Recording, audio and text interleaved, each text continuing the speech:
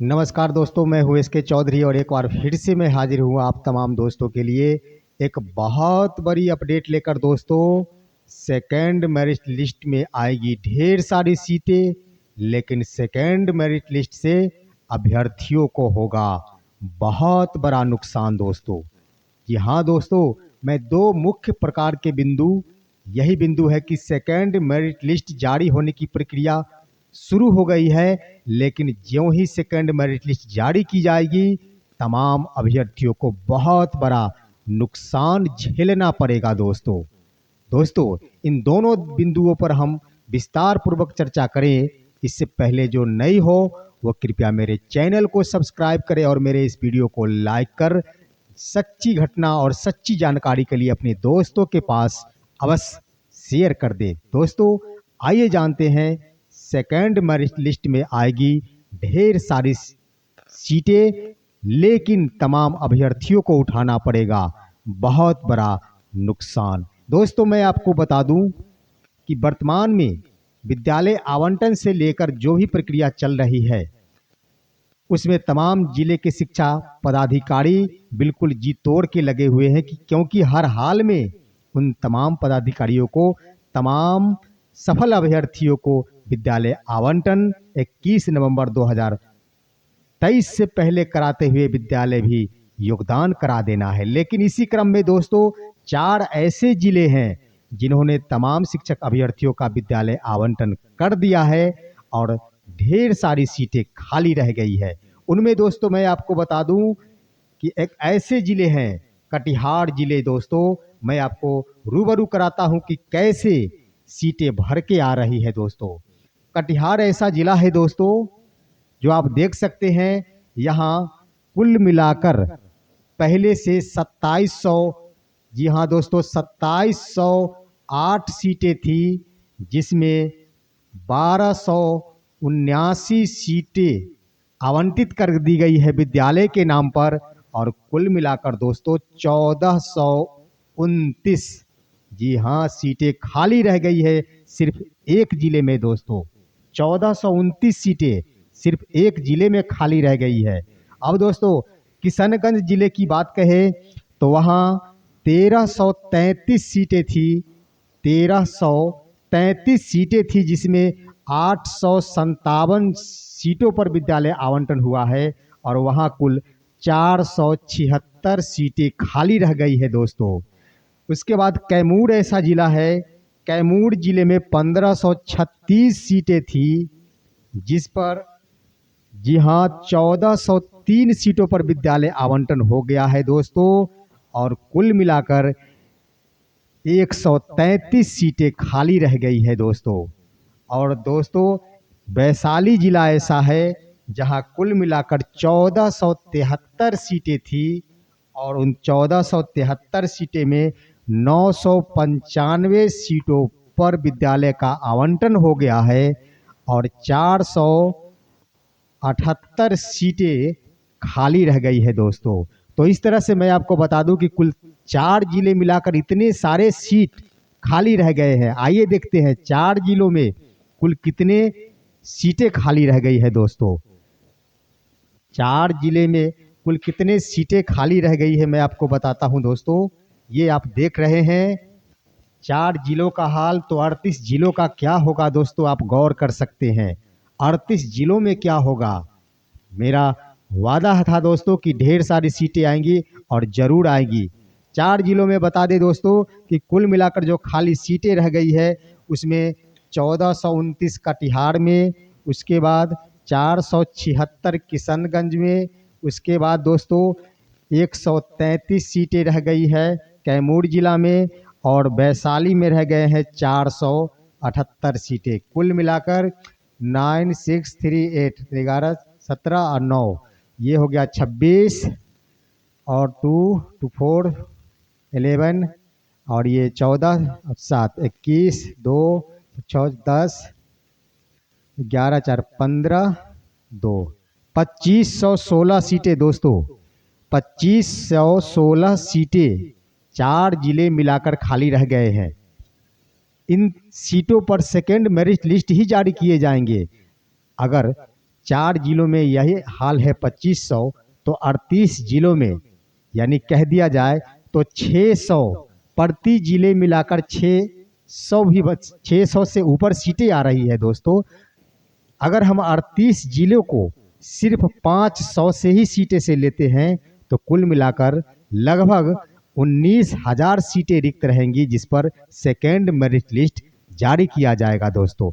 तो इसमें 19,000 को भी छोड़ दिया जाए तो दोस्तों ये निश्चित है कि 17,000 से कम सीटों पर सेकेंड मेरिट लिस्ट नहीं जारी किया जाएगा और तमाम अभ्यर्थी जो इंतजार कर रहे हैं बेसब्री से उनका सपना साकार होगा। लेकिन दोस्तों मैंने आपको कहा है कि सेकेंड मेरिट लिस्ट से तमाम अभ्यर्थियों को होगा बहुत बड़ा नुकसान। वो कैसे दोस्तों, आइए जानते हैं विस्तार पूर्वक।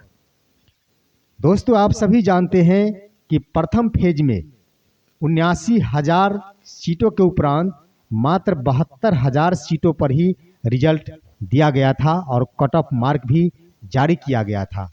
दोस्तों तमाम अभ्यर्थियों के मांग उठाने के बाद आप सभी जानते हैं कि फेज 2 के अंतर्गत जो 9416 पद जोड़ दिए गए हैं, वो वही जो सीट बचे थे लगभग वो सीट जोड़े गए हैं या फिर कोई और सीट जोड़े गए हैं। सरकार ये क्लियर नहीं की है, लेकिन ये क्लियर है कि 1 to 5 के लिए 9400 नई सीटें आई है, जो कि SC महिला के लिए, दिव्यांग महिला के लिए और उर्दू अभ्यर्थियों के लिए निर्धारित की गई है। लेकिन दोस्तों हम आपको बता दें कि 72,000 सीटों पर जो रिजल्ट आई थी उसमें जनरल कैटेगरी का, जी हाँ जनरल कैटेगरी का कट ऑफ गया था 67। पुरुषों का कट ऑफ गया था दोस्तों, ये दाखिले पुरुषों का कट ऑफ गया था 67।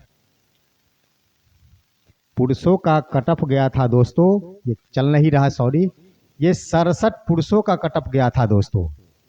और आप जान ले कि BC अभ्यर्थी, BC पुरुष का कट ऑफ गया था 60 कट ऑफ गया था। अब मान लेते हैं कि 18,000 सीटें पर सेकेंड मेरिट लिस्ट जारी की जाती है।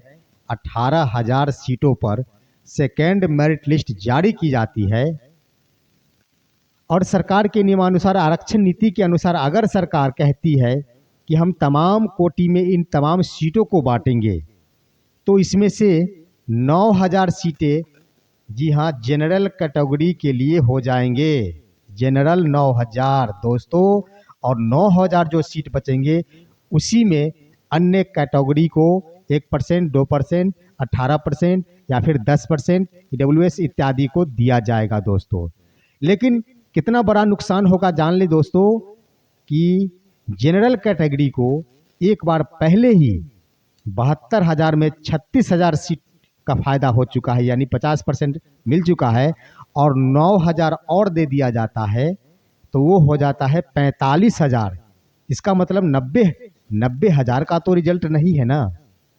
जब 72,000 है तो किसी भी सूरत में 50% ही अगर जनरल कैटेगरी को दिया जाता है तो उसे 36,000 ही मिलनी चाहिए। लेकिन एक और बात है, क्या इसके आधार पर जनरल कैटेगरी को इसका लाभ नहीं मिलना चाहिए? नहीं, मिलना चाहिए, क्योंकि 18,000 जो भी अभ्यर्थी होंगे, जो फर्जी अभ्यर्थी होंगे या फिर जो सीटेट फेल अभ्यर्थी होंगे, जो ट्रेनिंग फेल अभ्यर्थी होंगे, उसमें जनरल कैटेगरी के भी अभ्यर्थी होंगे। ये आप आश्वस्त हो ले। जब वे अभ्यर्थी होंगे तो जनरल कैटेगरी को भी इसका लाभ मिलना चाहिए। लेकिन आप सभी जान ले कि नुकसान सबसे ज़्यादा आरक्षित कोटि के अभ्यर्थियों का होगा। मान लेते हैं, यहाँ मानने नहीं दोस्तों, 67 कैटेगरी, जी हाँ 67 कट ऑफ गया था जनरल का, जनरल पुरुष का, और 60 कट ऑफ गया था BC पुरुष का। इसका ये मतलब है कि अगर 18,000 सीटों पर फिर से वैकेंसी मेरिट लिस्ट जारी होती है तो निश्चित है कि 66 से 66 अंक वाले, 65 अंक वाले, 64 अंक वाले, 63 अंक वाले, 61 अंक वाले, 62 अंक वाले सभी के सभी जनरल कैटेगरी में आएंगे, क्योंकि BC कैटेगरी का कट ऑफ गया था 60 और सभी के सभी BC अभ्यर्थी अपने कोटि में चले गए थे। अगर आज की तारीख में उसे अपने कोटि में शामिल नहीं किया जाता तो ये बीसी के कैटेगरी के सभी अभ्यर्थी जनरल कैटेगरी में जाते कि नहीं जाते। उसके बावजूद भी दोस्तों नीचे के अभ्यर्थियों को मौका मिलता कि नहीं मिलता। ये सिर्फ बीसी की बात हम नहीं कर रहे हैं। 66 अंक जब 67 कटअप रखा गया तो 66 अंक सभी कैटेगरी के अभ्यर्थी को होंगे, चाहे वो ईडब्ल्यूएस हो, चाहे वो बीसी हो, चाहे वो ईबीसी हो, चाहे वो एससी हो। सभी कोटि के पुरुषों का 65 अंक होगा, 66 अंक होगा, 64 अंक होगा और वे सभी के सभी अपने कोटि पर बहाल हो गए हैं। तो ऐसे में कैसे होगा? यानी बीपीएससी की एक गलती ने तमाम अभ्यर्थियों को नुकसान उठाने पर मजबूर कर दिया है दोस्तों। नुकसान सबसे ज्यादा आरक्षित श्रेणी के अभ्यर्थियों को होने जा रहा है। अब दोस्तों हम देखते हैं कि 67 अगर बीसी को, जी हाँ, बीसी को हर हाल में मौका मिलता है तो अपने कैटेगरी में ही मौका मिलेगा, कभी भी जनरल कैटेगरी में, क्योंकि आरक्षित कोटि के अभ्यर्थी 63, 61, 62, 64, 65, 66 तक सभी के सभी अपने कोटि में शामिल होकर अभ्यर्थी बन गए हैं और सिर्फ व सिर्फ जनरल कैटेगरी के पुरुष बच गए हैं। अगर सीट आरक्षित होती है 50% के आधार पर तो 66 से नीचे कटअप आएगा और वे सभी के सभी सामान्य वर्ग के पुरुषों को लाभ होगा। तो ऐसा नहीं होना चाहिए।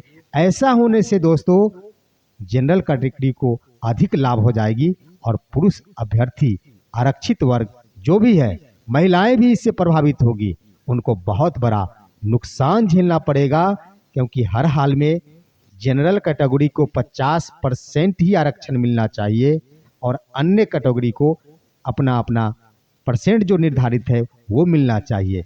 ऐसी भी बात नहीं कि जनरल कैटेगरी के स्टूडेंट को नहीं मिलना चाहिए। ऐसा नहीं कि 18,000 सीटों पर सेकेंड मेरिट लिस्ट जारी की जाती है तो इसका ये मतलब नहीं कि जनरल वाले को लाभ नहीं मिलना चाहिए, उनको भी मिलना चाहिए, क्योंकि उनका भी सीट खाली हुआ है, हर कैटेगरी का सीट खाली हुआ है। तो ऐसे में भारी नुकसान होगा जब जितना भी सीट पर सेकेंड मेरिट लिस्ट जारी की जाती है अगर उसे 50% जनरल में बांटते हुए अन्य आरक्षित वर्गों में बांटते हुए जारी कर दिया जाए तो विशेष रूप से आरक्षित कोटि के अभ्यर्थियों को बहुत बड़ा नुकसान झेलना पड़ेगा और जनरल कोटि के अभ्यर्थियों को बहुत ज़्यादा लाभ हो जाएगा। दोस्तों नुकसान हम नहीं चाहते कि हमारी बातों से किसी को आहट पहुँचे। हमारी सोच है कि हर अभ्यर्थी को एक समान अपना अधिकार मिलना चाहिए। आखिर जनरल कैटेगरी वाले भी मेहनत किए हैं तो आरक्षित कोटि के अभ्यर्थी भी मेहनत किए हैं, दिन रात उन्होंने एक किया है। सभी के सभी एक समान है, सभी को अपना हक मिलना चाहिए, न किसी को ज़्यादा न किसी को कम। तो आखिर इस समस्या का समाधान कैसे होगा? आप कभी सोचे हैं? अगर जिनके पास ये समाधान हो वो कृपया मेरे कमेंट में बताएं कि आखिर इसका समाधान क्या हो सकता है। निचोड़ निकालने के बाद लोग यही कह सकते हैं कि जनरल कैटेगरी को लाभ नहीं दिया जाए। अरे कैसे नहीं दिया जाए? उनके सीट भी खाली हुए हैं। लोग यही कह सकते हैं कि सभी वर्गों में से काट लिया जाए, जितने सीट खाली हुए हैं उतने सीटों पर बहाल कर दिया जाए। जिन कोटि के जो भी सीट खाली हुए हैं उस कोटि पर बहाल कर दिया जाए, उस कोटि पर नई रिक्तियां जारी किया जाए, उस कोटि पर नई सेकेंड मेरिट लिस्ट जारी किया जाए। ये भी गलत होगा दोस्तों, क्योंकि निश्चित रूप से हो सकता है कि 18,000 सीटों में 16,000 सीटें जनरल कैटेगरी का हो जाए, तब तो और नुकसान। यहाँ ऐसे हम दे रहे थे 9,000, लेकिन अब 16,000 तो 7,000 तो और नुकसान हो रहा है। तो फिर ज़्यादा हो सकता है कोई एक अभ्यर्थी ज़्यादा से ज़्यादा जनरल कैटेगरी 6,000 हो और 10,000 अभ्यर्थी बीसी कैटेगरी की हो जाए, ये भी हो सकता है। तो ऐसे भी नुकसान हो जाएगा कि जिस कैटेगरी का ज़्यादा हो उसे उसी सीट पर मेरिट लिस्ट जारी किया जाए, इससे भी नुकसान होगा। आप सभी कमेंट में बताएं कि आपका दिमाग क्या कहता है दोस्तों। मैं आपको बताता हूं सही ऑथेंटिक आइडिया क्या होगा, और इस आइडिया को अगर आप तमाम अपने दोस्तों, सगे संबंधी और तमाम बिहार वासियों, बिहार के शिक्षक अभ्यर्थियों के पास शेयर करके पहुंचा देते हैं तो सभी के सभी अभ्यर्थियों को एक समान हक मिलेगा और सभी को फायदा होगा वो कैसे दोस्तों मैं आपको बता दूं, आप ये जान ले कि वो कैसे हो सकता है। ये बहुत बड़ी चुनौती है दोस्तों। एक थोड़ी सी गलती के कारण, जी हाँ, एक थोड़ी सी गलती के कारण आज अभ्यर्थियों को इतना बड़ा नुकसान झेलना पड़ रहा है। अगर बीपीएससी प्रारंभ में ही तमाम, जी हाँ, फर्जी अभ्यर्थियों को छांट लेती, तमाम सीटेट असफल अभ्यर्थियों को छांट देती, तमाम डीएलएड असफल अभ्यर्थियों को छांट देती, तो आज मेरिट को लेकर, सेकंड मेरिट को लेकर इतनी बड़ी घमासान कभी नहीं होती। आप जान ले दोस्तों कि ये गलती अभ्यर्थियों की नहीं है, ये गलती तमाम कर्मचारियों की है, बीपीएससी के कर्मचारियों की, जिन्होंने गलती की है या फिर जल्दीबाजी में निर्णय लेने का नुकसान है। हम आपको बता दें दोस्तों कि सबसे ज़्यादा फायदा इसी में होगा कि बीपीएससी एक बार फिर से तमाम रिजल्ट जारी करे। जिनका एक बार रिजल्ट जारी कर दिया गया है उनका भी रिजल्ट जारी करे, और जो अभ्यर्थी बच गए हैं उनका भी जारी किए रहे। लेकिन उस रिजल्ट में से, उस सेकंड मेरिट लिस्ट में से जो भी अभ्यर्थी असफल है या फर्जी है या काउंसलिंग नहीं कराई है या किसी भी कारण से छोड़ के भाग गए हैं, उसमें से उसका नाम हटा दिया जाए। अगर उस सब का नाम हटा दिया जाता है, उसके बाद निश्चित रूप से कोटिवार सब कुछ हो जाएंगे। और दोस्तों, जिन्होंने योगदान कर लिया है, जिन्हें विद्यालय आवंटित हो गया है, जो शिक्षक बन गए हैं, उनके नाम के सामने कोई टिक या फिर कोई चिन्ह लगा दिया जाए कि इन्हें नियुक्ति पत्र, इन्हें शामिल होने की कोई जरूरत नहीं है, ये सिर्फ मेरिट लिस्ट के लिए है। ऐसे में पूर्णतः आरक्षण का पालन भी हो जाएगा, यानी फिर से मेरिट लिस्ट का निर्माण हो जाएगा।